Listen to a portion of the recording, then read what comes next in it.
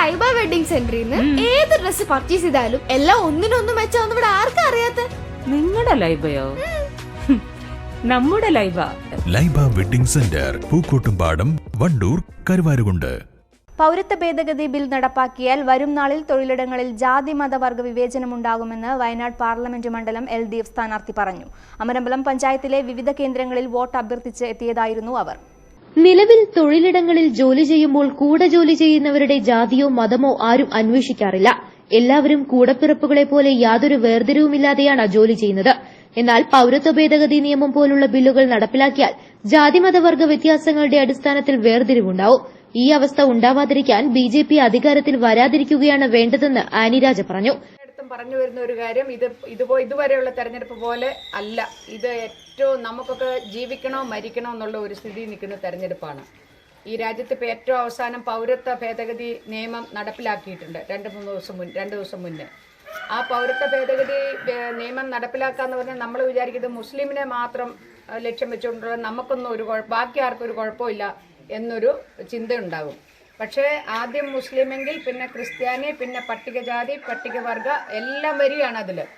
അപ്പോൾ ഹിന്ദുത്വ രാഷ്ട്രം നിർമ്മിക്കാൻ പോകുന്നപ്പോൾ ഹിന്ദുക്കളൊക്കെ വിചാരിക്കുമോ അത് നമ്മുടെയൊക്കെ രാജ്യം, ബാക്കി എല്ലാവരും മുസ്ലിം ക്രിസ്ത്യാനിയൊക്കെ വെളിയിൽ തള്ളിക്കഴിഞ്ഞാൽ, പട്ടികജാതി പട്ടികവർഗത്തെയൊക്കെ വെളിയിൽ തള്ളിക്കഴിഞ്ഞാൽ പിന്നെ നമുക്കെല്ലാ അവസരങ്ങളും നമുക്കാണ്, ജോലി മുഴുവൻ നമ്മുടെ മക്കൾക്കാണെന്നെങ്കിൽ ആർക്കെങ്കിലും അങ്ങനെയും ചില ധാരണകളുണ്ട്.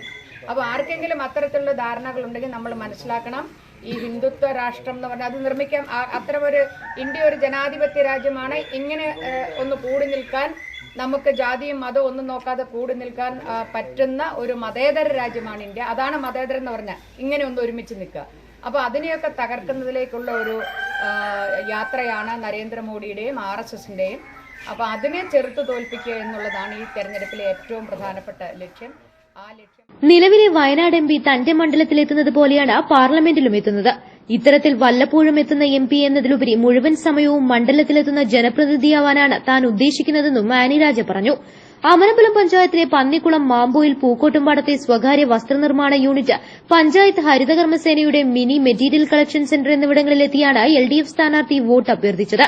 CPM Nilambur area secretary Padmakshan, CPI ജില്ലാ കമ്മിറ്റി അംഗം PM ബഷീർ, CPM local secretary VK Ananthakrishnan, CPI local secretary Kunnummal Haridasan, P Sivathmajan, Panandan Noushad, MA Vittaj, K Rajmohan, advocate Beena Bobby, Rajeev Perumpran, M Mujeeb Rahman, PT Mohandas, Sujeesh Manjalari, PM Biju, P Abdul Hameed Laba, C Sathyan, KA Bhagyaprakash എന്നിവർ സ്ഥാനാർത്ഥിക്കൊപ്പമുണ്ടായിരുന്നു.